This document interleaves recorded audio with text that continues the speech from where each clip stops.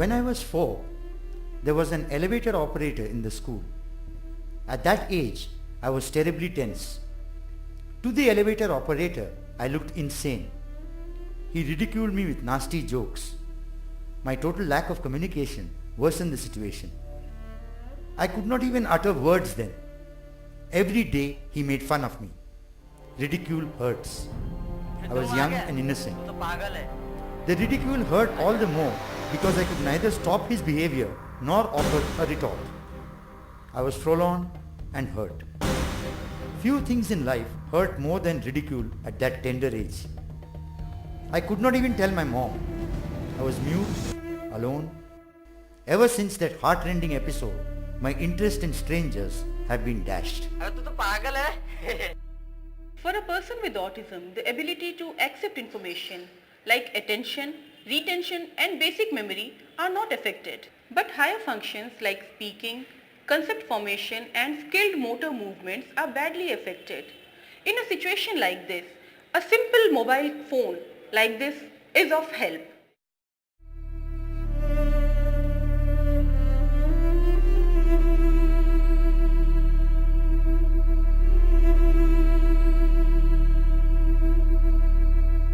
With a camera phone, the child can now record this and show this to his mother or teachers. Wasted Talent is Krishna Narayanan's first book, and he only started to write at the age of 23. The elevator episode is described on the very first page of his narrative.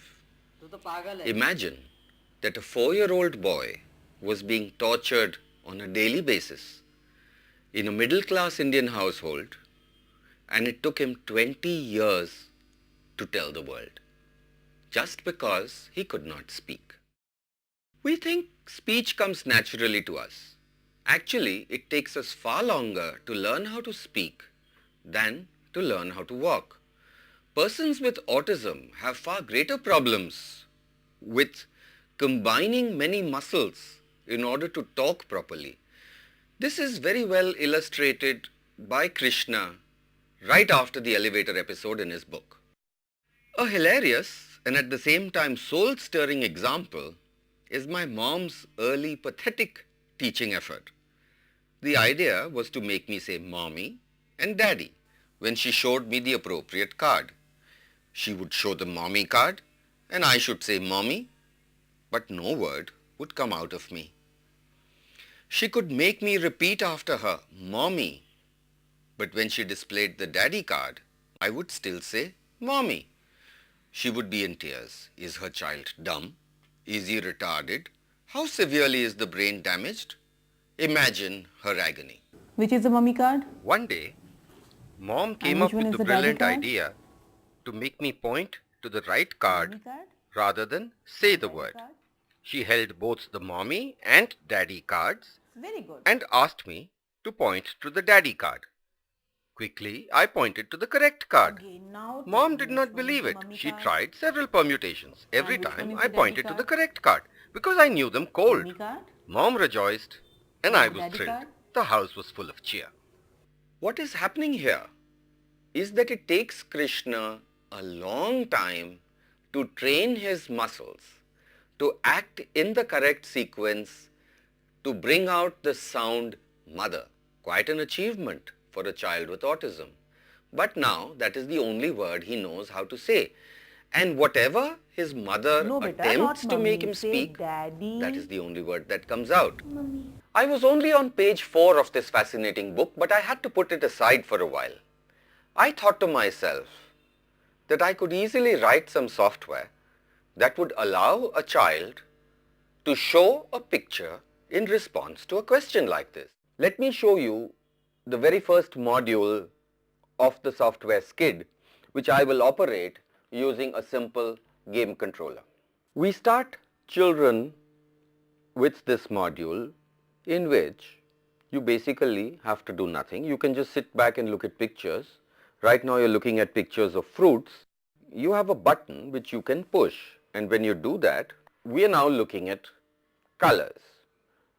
We've got brown and now comes blue, but let's move on. Each time the category changes, the computer also says what the category is. Right now we've got a lion, then a bear. In this way, simply by pressing one button, a child is able to amuse herself with a wide variety of pictures and also pull up the right one. An example of such modules that we wrote is the recognize module. How about learning how to recognize vegetables? So now we have a module which allows us to recognize the big picture on the right, which is the same as one of the small pictures on the left. So in this case, Wrong. Now recognize mushrooms. Correct. Now recognize cabbage. I can in this way get fresh problems to solve, and I can learn how to recognize vegetables. Supposing I finished learning how to recognize vegetables, now I want to learn how to recognize something else. I can easily switch back to my picture browser module, and supposing I want to recognize flowers now, I go back to my recognize module, and this time I can learn how to recognize flowers. So I have a lily on the right. I say yes. Correct. Now recognize orchid. Correct. Now recognize dandelion. I have to wait for the highlighted item on the left to correspond with the big picture on the right and then press the button. Other modules of SCID allow you to write using only one or two buttons, to predict what you might want to type next, to use pictures to type, and also to convert the text that has been written in this fashion into spoken speech. Now, where might this take us? Why don't we illustrate this with another episode from Wasted Talent, this time from page 22. Only now, we change the ending a little bit. Mother is calling. Bye.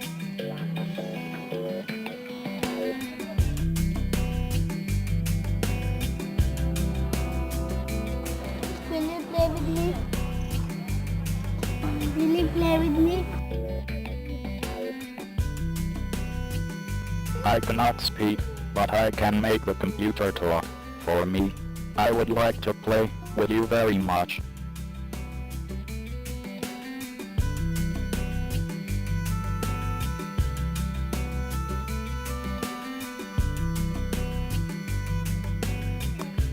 Mental challenges such as autism impedes learning and creates misunderstandings with the environment.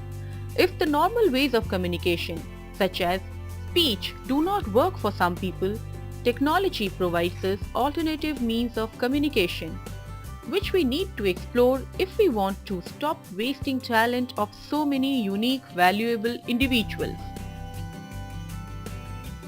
Contact us to join in this effort, or if you know someone who would benefit from our work,